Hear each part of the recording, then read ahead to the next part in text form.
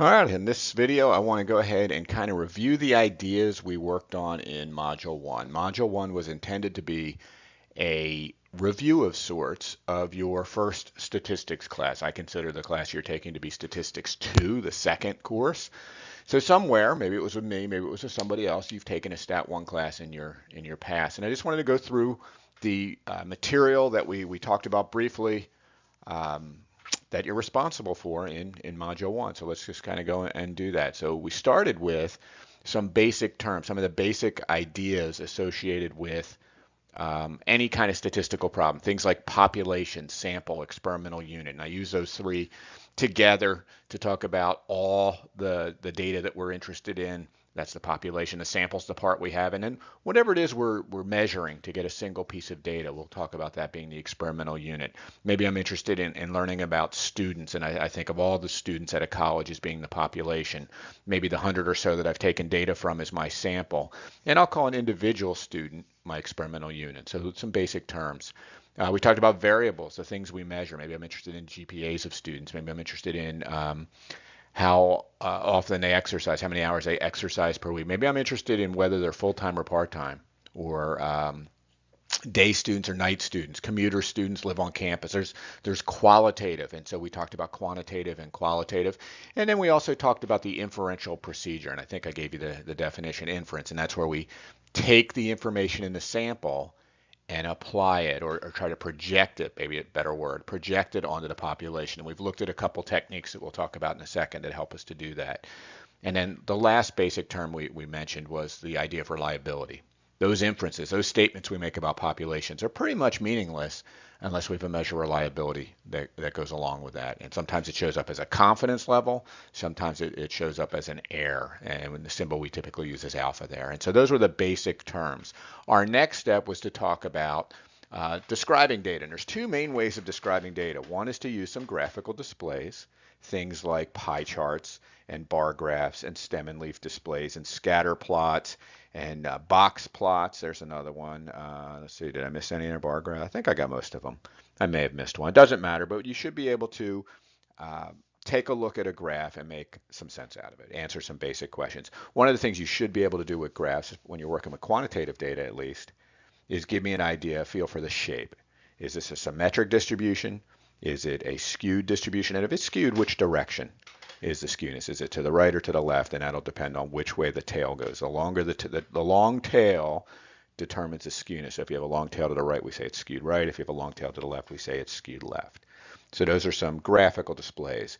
Three measures of center that you looked at in your Stat 1 class are probably the mean, the median, and the mode. The only one that's really going to have a significant impact in our Stat 2 class is the mean. We spend a lot of time, in fact, the next module, Module 2, will look at working with means. And we can do a lot with means. So that's the main one that you need to have some awareness of. In terms of measures of spread or variation, sometimes students use or people use the term dispersion, how spread out the data are. There's the variance, there's standard deviation, and then there's the range. And again, those are the three you probably talked about, looked at in your Stat 1 class. It's the standard deviation. That's the one that we're really going to spend a lot of time with. It kind of creeps up. Whenever you're working with means, you're going to be working with standard deviations as well. And so that's the one we want to really spend some time with. And so I'd like you to be able to interpret. And we looked at a couple different ways of doing that. We looked at some rules, the Chebyshev's theorem. We looked at the modified or the empirical rule and then the modified empirical rule. And the moral of our story was most things, at least in business type data, most things are either going to be symmetric or have some skewness. That'll be the shape of the distribution of data. And in all those situations, whether it's symmetric or skewed, most things fall within two standard deviations of the mean. And so that's how we interpret a standard deviation. So our measures of spread. Measures of relative standing, I mentioned these. We're not going to do a lot with them.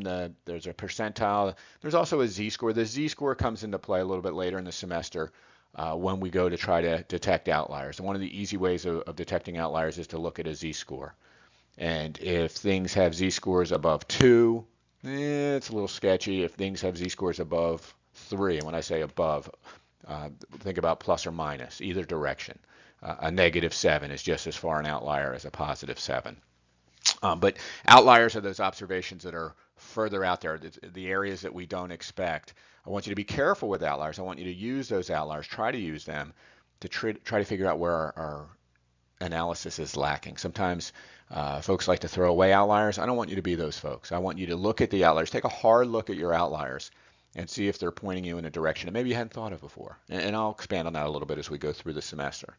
And then the two big topics from Stat 1, from your Statistics 1 class, will be your confidence interval concepts. Excuse me. We talked about what a confidence interval is, kind of how it works, walked you through and talked you through the theory, the repeated sampling nature of confidence intervals, kind of a big deal. And then eventually, where you're going to be required to do some work. I don't care so much about calculations. Let's make sure we're real clear on that. I don't want you doing the math. I want you doing the interpretations. And along with the interpretations is an idea or a question of, should I be doing this now? Should I be interpreting this confidence interval? And that's really a question of what assumptions are necessary. What are some of the basic conditions that are necessary for the work that we're doing to be valid? And so far, we've seen two assumptions to consider. One, we need random samples with everything we do. That's a condition that we need everywhere. The second is, in some cases, small sample cases, the population that we're sampling from need to be approximately normal. That's the wording that we use. That's the phrase we use, but kind of sort of normal. Skewed distributions are okay, but they need to be kind of sort of normal in order for our small sample confidence intervals to work, in order for our small sample test the hypothesis to work as well. And so the last topic here in Module 1, the last review topic from your Stat 1 days, is the test hypothesis. And I want you to get real comfortable working with these two things, the confidence intervals and the test. These are our inferential techniques. If for confidence intervals, we want to estimate a parameter, whether it's a mean, a population proportion, and we'll see a whole bunch of applications this semester. For a test of hypothesis, we're working with the same parameters, but we want to compare them to a specific value of interest.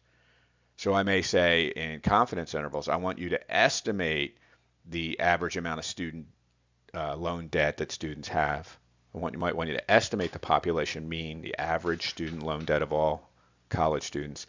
And in test hypothesis, it would be better geared if I asked, test to determine if that average exceeds $10,000. And so in one case, you're just estimating. In the other case, you're comparing it to a set or a hypothesized value. And you may come up with that hypothesized value, or maybe somebody else is interested in it and they ask you for help in investigating that. And so those are, I guess I should say, the topics that you should be comfortable with. Now, as I went through that little review there, what have I taken? Let's see, I've taken about 8 minutes now in this video. What didn't you feel comfortable with? Because what I'm going to suggest is if there was something I said there and you're like, what? What's he talking about? I want you to go back and take a look at that material. Take a look at the notes, take a look at the ideas surrounding that, and that's where you still need to prepare a little bit. So those are the topics that I'm going to be assessing you on. So good luck with that. If you have questions, you know how to get hold of me. So long for now.